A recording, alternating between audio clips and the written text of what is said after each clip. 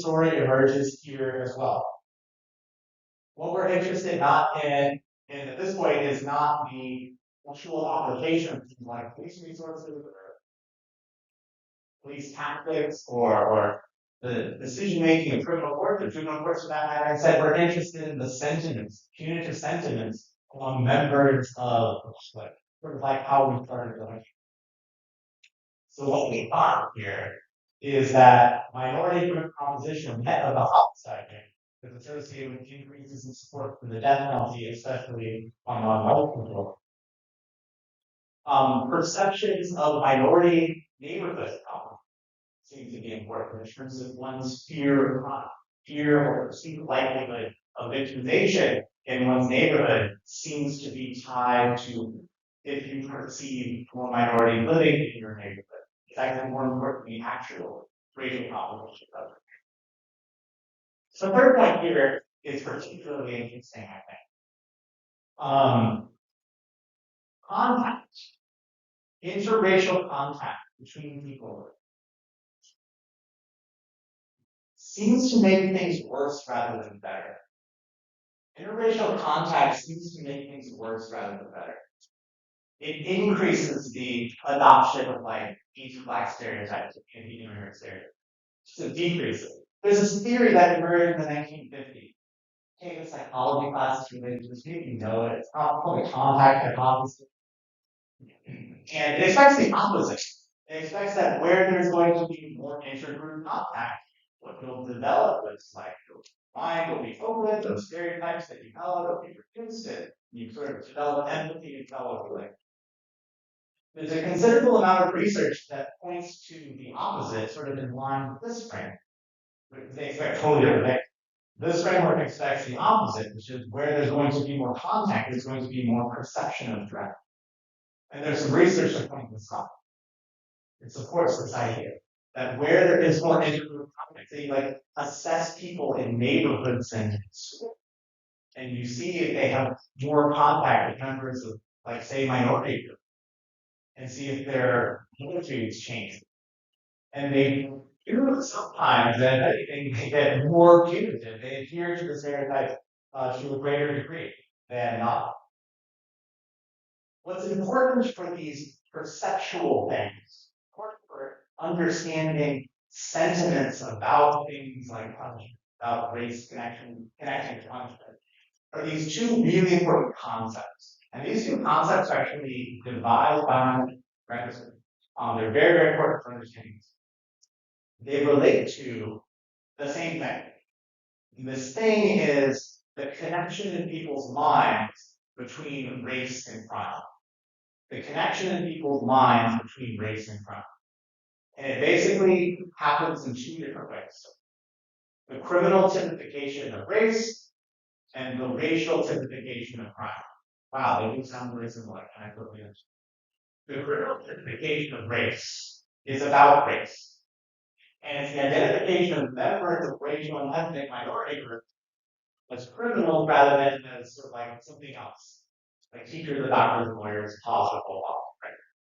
So it's the criminal typification of race. You're typifying race in criminal terms. You're thinking about racial groups and racial identities in criminal terms. Okay, so that's one way of thinking about it. The alternative way of thinking about it is thinking about the phenomenon of crime. And so the racial typification of crime relates to the phenomenon of crime and one's perspectives and attitudes about it, and how we racialize the phenomenon of crime rather than criminalizing the phenomenon of race. We're racializing the phenomenon of crime. So you can ask people in a survey, for example, the direct measure of perceived criminal threat, which is like if you think about the amount of violent crime out there, what percent of the violent crime out there is committed by this group, this group, this group, right? And so those are variables. What is when those values increase, or the racial typification of minority groups, so see if that's even closely tied to punitivism, closely tied to support for punitive type responses to crime. So these are really important too. People's punitive sentiments broadly are important, and they seem to be highly racialized. They're highly tied to the phenomenon of race. There's another point that I want to bring up, but it might be gone from my side. The last thing I wanted to mention is the theory of different than the United States. We see this exact same pattern across the world in all different kinds of contexts. There was a study that was done in 2014, so now that was a sample of Israeli Jews, and they said about their perspectives and their perceptions of Palestinians sort of like naturally violence prone. And Israeli Jews who believe that Palestinians are naturally violence prone. Those same Israeli Jews were less likely to view a kind of conciliatory solution to conflict as lawful or peaceful or in Israel's benefit.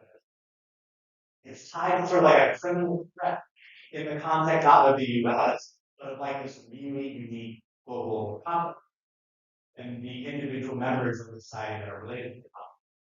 There's a really important study of Canada and 16 European countries that basically asked people about their sports identity and also about and connected it to like immigrant presence. What found that where there was a greater immigrant presence, there was more support for the and a crime rate that followed.